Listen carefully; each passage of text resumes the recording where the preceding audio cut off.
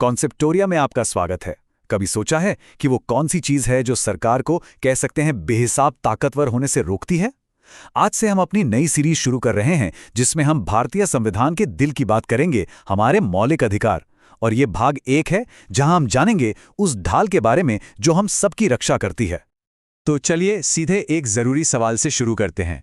जरा सोचिए, क्या होता अगर सरकार को पूरी छूट होती, कोई भी कैसा भी कानून बनाने की? फिर हमें कौन बचाता? क्या कोई ऐसी दीवार है जो सरकार को बेगाम होने से और हमारी आज़ादी को कुचलने से रोक सके? बिल्कुल, और इसका जवाब छिपा है हमारे संविधान के भाग 3 में। देखिए, जिन्होंने हमारा संविधान बनाया उन्होंने गुलामी का दौर देखा था, बहुत गहरी सामाजिक नाइंसाफी झेली थी।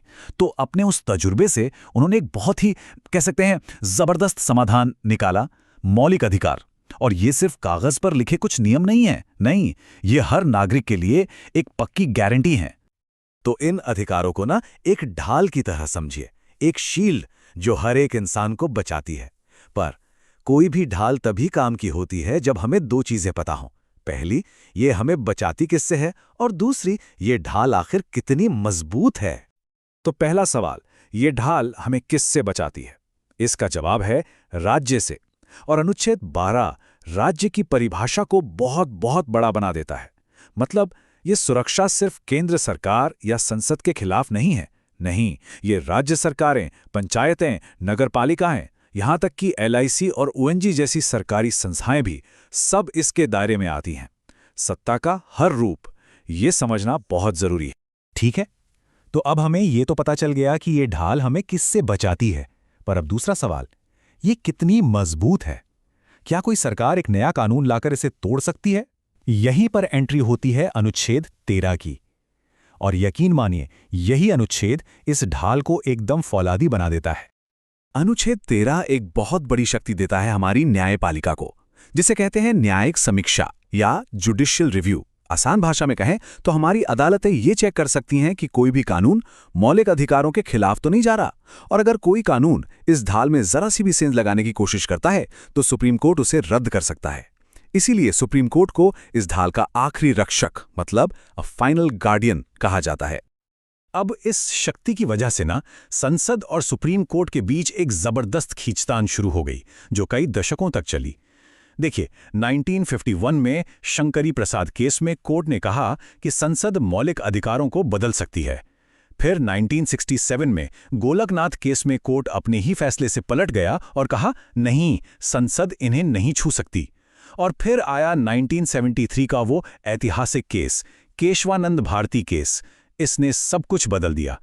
कोर्ट ने एक नया सिद्धांत दिया, मूलभूत ढांचे का सिद्धांत। मतलब हाँ, संसद संविधान में बदलाव कर सकती है, लेकिन वो संविधान की नींव, उसके बेसिक स्ट्रक्चर को नहीं हिला सकती। ये एक रेवोल्यूशनरी फैसला था जिसने सब कुछ तय कर दिया। तो अब जब हम ये जान गए हैं कि ये ढाल कितनी मजबूत है, सवाल ये है कि आखिर ये बचाती क्या है, ये किन सिद्धांतों पर खड़ी है। तो समझिए, ये ढाल 2 बहुत बड़े मजबूत खंभों पर टिकी है। पहला है समानता का अधिकार और दूसरा स्वतंत्रता का अधिकार। सबसे पहले बात करते हैं समानता की। अनुच्छेद 14, जो इसका दिल है, हमें 2 बहुत ही जबरदस्त आइडिया देता है। पहला है इक्वालिटी बिफोर लॉ, मतलब कानून के सामने सब बराबर, कोई बड़ा नहीं, कोई छोटा नहीं, सिंपल।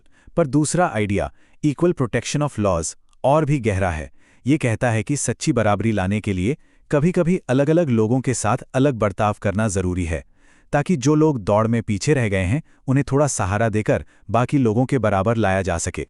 और समानता का ये सिद्धांत सिर्फ एक ख्याल नहीं है, इसके असर जमीन पर दिखते हैं। अनुच्छेद 15 धर्म, जाति, लिंग के आधार पर भेदभाव को रोकता है। अनुच्छेद 16 सरकारी नौकरियों में सबको बराबर मौका देने की गारंटी देता है। अनुच्छेद 17 छुआछूत जैसी भयानक कुप्रथा को खत्म करता है। और अनुच्छेद 18 वो राजा साहब, महाराजा जैसी उपाधियों को खत्म करके सामाजिक बराबरी पर जोर देता है। चलिए अब आते हैं दूसरे खंभे पर, स्वतंत्रता। अनुच्छेद 19 हमें वो 6 आज़ादियां देता है जो किसी भी लोकतंत्र की जान होती हैं। अपनी बात कहने की आज़ादी, शांति से कहीं इकट्ठा होने की आज़ादी, अपनी यूनियन या एसोसिएशन बनाने की आज़ादी, पूरे देश में कहीं भी घूमने, कहीं भी बसने की आज़ादी और अपना कोई भी काम, कोई भी कारोबार करने की आज़ादी। यही तो हमें एक आज़ाद नागरिक बनाती है ना।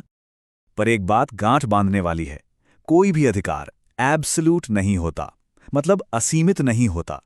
हमारी आज़ादी वहीं तक है जहां से दूसरों की आज़ादी शुरू होती है। इसीलिए देश की सुरक्षा, पब्लिक ऑर्डर या नैतिकता जैसे कारणों के आधार पर इन सभी स्वतंत्रताओं पर कुछ उचित प्रतिबंध या रीजनेबल रिस्ट्रिक्शंस लगाए जा सकते हैं। अब इस पूरी ढाल का शायद सबसे दिलचस्प पहलू जानते हैं क्या है? ये कि ये कोई म्यूजियम में रखी पुरानी चीज नहीं है। ये एक लिविंग गारंटी है। एक ऐसी गारंटी जो हमारे समाज के साथ साथ खुद भी बदलती है, विकसित होती है। और इस बात का सबसे बेहतरीन उदाहरण है अनुच्छेद 21, जीवन और व्यक्तिगत स्वतंत्रता का अधिकार। इसकी कहानी खुद बताती है कि कैसे हमारे अधिकार वक्त के साथ साथ फैलते हैं और ज्यादा मतलब हासिल करते हैं। देखिए, शुरू में अदालतों ने जीवन के अधिकार का मतलब बहुत सीमित रखा था। इसका मतलब बस इतना था कि कानून के बिना सरकार किसी की जान या आज़ादी नहीं छीन सकती। बस, इसमें जीवन की क्वालिटी या गरिमा जैसी कोई बात शामिल नहीं थी। लेकिन फिर आया 1978 का मेनका गांधी केस, और इसने तस्वीर पूरी तरह से बदल दी। सुप्रीम कोर्ट ने ऐलान किया कि जीवन के अधिकार का मतलब सिर्फ सांस लेना या जिंदा रहना नहीं है।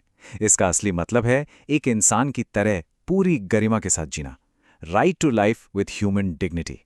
और इस एक व्याख्या ने हमारे अधिकारों के लिए मानो एक दरवाजा खोल दिया। अनुच्छेद 21 एक ऐसे पेड़ की तरह बन गया जिससे कई नई नई शाखाएं फूटने लगीं, कई नए अधिकार निकलने लगे। इसी लिविंग इंटरप्रिटेशन का नतीजा है कि आज अनुच्छेद 21 के दायरे में बहुत कुछ आता है, जैसे कि गरिमा से जीने का अधिकार, निजता का अधिकार जिसे पुट्टास्वामी केस में पक्का किया गया, अच्छी आजीविका का अधिकार, जल्दी न्याय पाने का अधिकार, मुफ्त कानूनी मदद, शिक्षा का अधिकार और भी बहुत कुछ। ये लिस्ट लगातार बढ़ रही है। तो सबसे जरूरी बात क्या है? यही कि हमारे संविधान की ये ढाल कोई पत्थर की लकीर नहीं है। ये एक जिंदा, सांस लेती हुई ताकत है जो समाज की नई नई चुनौतियों के हिसाब से खुद को ढालती है और हमें महफूज रखती है। तो हमने ये तो देख लिया कि ये ढाल एक व्यक्ति की रक्षा कैसे करती है, पर यहाँ एक बहुत बड़ा सवाल खड़ा होता है। एक तरफ है व्यक्ति के इतने शक्तिशाली अधिकार और दूसरी तरफ है पूरे समाज की जरूरतें। इन दोनों के बीच वो नाजुक संतुलन कैसे बनता है? इसी सवाल का जवाब हम ढूंढेंगे अपनी सीरीज के अगले हिस्से में।